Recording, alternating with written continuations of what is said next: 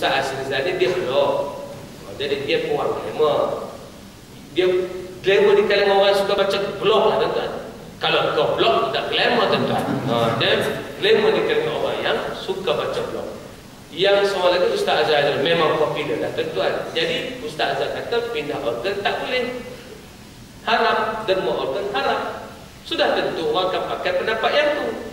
Sedangkan Ustaz Azrizal dia jadi panel kepada IJN, Institut Jantung Negara. Dia pun kata kalau semua ambil pendapat ini, sudah tentu IJN yang saya menjadi panel ni orang takkan sumbang organ kerana menganggapkan haram. Jadi maknanya ada sikit perbalahan dah. Ustaz gaduh sama ustaz bukan macam kongsi gelap gaduh sama kongsi gelap, tuan lain tu.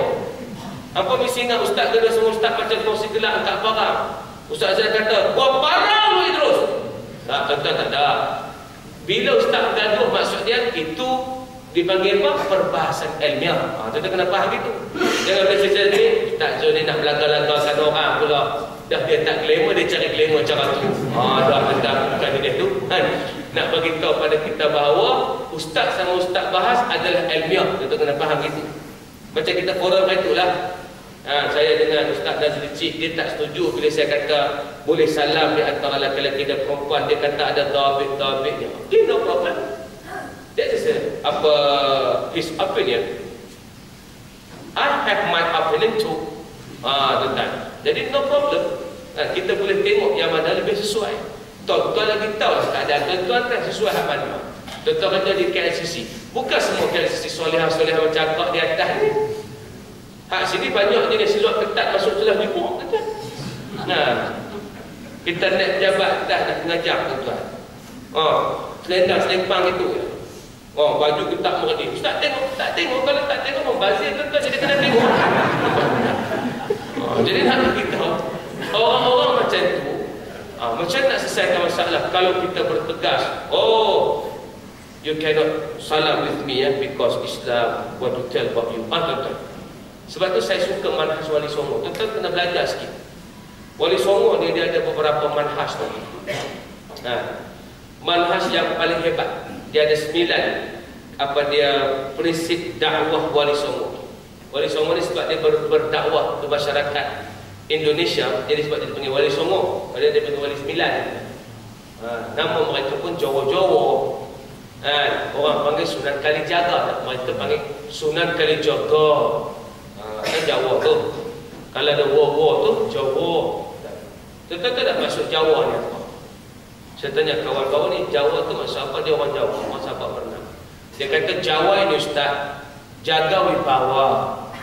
Itu Jawa. Betul dia kata ustaz mau tahu Bali tu apa? Bali. Dia kata Bali ustaz banyak libur. Banyak libur. Itu Bali tuan. Ambeng. Nasi ambeng. Itu kalau saya kata di Ambewati. Bukan dia tak masuklah. Cuma dua ni dah Bali dengan Jawa tuan. Jawa ni jaga wibawa. Sebab tu orang Jawa bila panggil Melayu, dia tak kata dia Melayu, dia tak tobat, dia tak mengaku dia Melayu. Pasal Melayu tu apa? Melayu tu lari, ustaz lari. Kita Jawa tak lari. Melayu lari. Melayu tu maksudnya lari. Cabut. Ada guna cabut. Tengok ada kuliah cabut. Jadi tu. Jadi maknanya sesuai dengan orang Melayu. Tapi nak beritahu prinsip Wali Songo ni hebat. Sebab dia berdakwah dalam orang masyarakat Jawa. Dia ada prinsip-prinsip dakwah yang sangat hebat yang disebut. Di antaranya dia kata yang pertama, apa dia kata? Dia kata kalimah syahadah senjata ni. Kalimah syahadah adalah senjata perjuangan paling ampuh. Banyak lagi lah. Cuma yang saya nak sebut, dia ada satu bab yang menarik tuan-tuan. Dia kata apa? Meletik tanpa sutang, mabur tanpa lar. Orang Jawa mesti faham. Tak nak Jawa tu. Tak laku. Meletik tanpa sutang, mabur tanpa lar. Apa dia kata? Melompat tanpa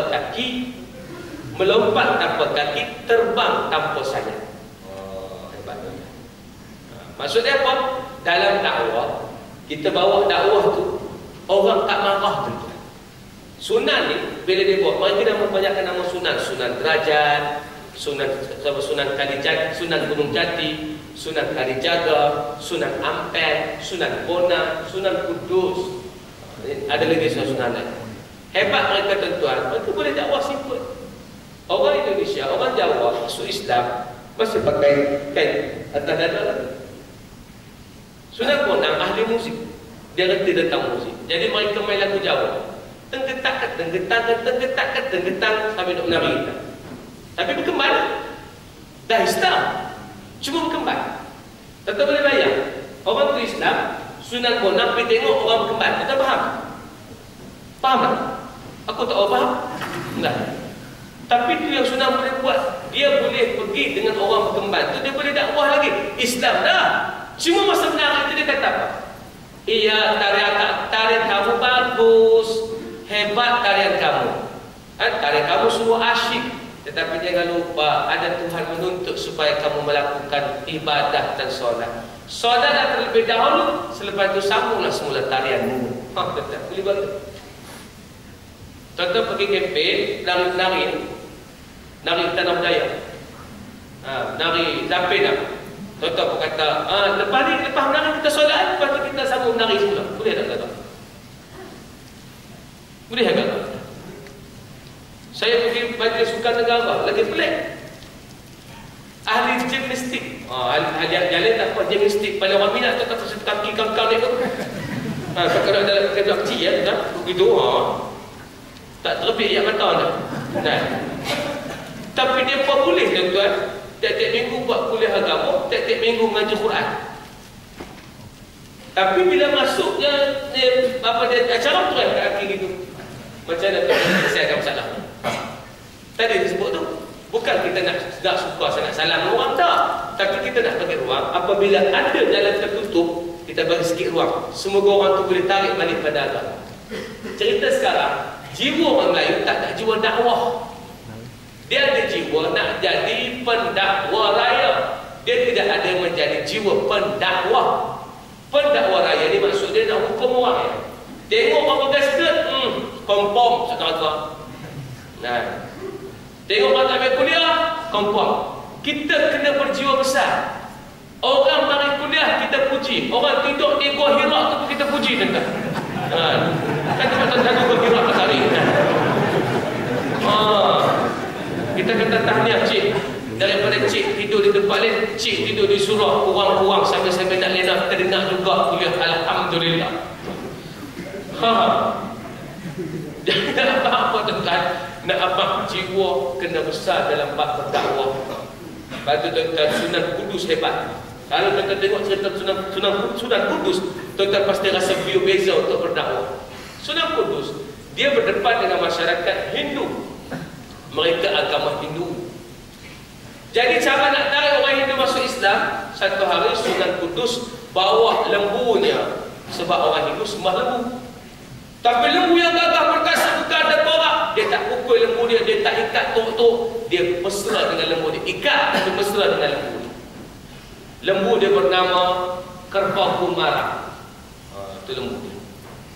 Kerbau Kumarang yang dibawa oleh dia ni ditampak depan masjid. Orang agama Hindu tengok, waduh, hebat benar ya. Tuhan kita dipegang oleh Sunan Kudus. Habis Sunan solat, mereka pun datang. Sunannya Sunan, hebat kamu yang menjaga Tuhan kami. Bagus kamu yang menjaga Tuhan kami. Sunan kata, kamu menghargai Tuhan? Ya. Sunan tak jawab gini, bakpo gak bodoh sangat enggak Tuhan? Tak jawab gitu tu. Tak jawab, gila, kamu gila. Lembu jadi Tuhan tak gila. Ada? Dia tak jawab gitu kan. Sunan jawab lagu mana? Sunan jawab, kamu anggap ini Tuhan? Ya, ini Tuhan kami. Kamu muliakan ini Tuhan? Ya. Kalaulah kamu muliakan ini sebagai Tuhanmu, Allah juga memuliakan lembu. Nampak tuan? Cantik sunanya. Kalau kamu memuliakan lembu, Allah kami juga memuliakan lembu. Gimana wahai Sunan? Allah kami memasukkan di dalam Al-Quran ada satu surah yang paling panjang, namanya surah Al-Baqarah, surah si lembu. Di dalamnya ada ayat menceritakan kisah bagaimana lembu suci digunakan untuk disembelih bagi menghidupkan seorang yang difitnah terhadap pembunuhan. Di dalamnya ada ayat Al-Kursi. Tuhan kami memuliakan lembu. Tuhan kami, kamu memuliakan lembu. Tuhan kami lagi hebat, memasukkan di dalam Al-Quran ayat-ayatnya kisah pasal lembu, tanda Tuhan kami mencintakan lembu. Oh, itu dia tuan. Hebat tuan, kita tak hebat apa gitu. Dia tak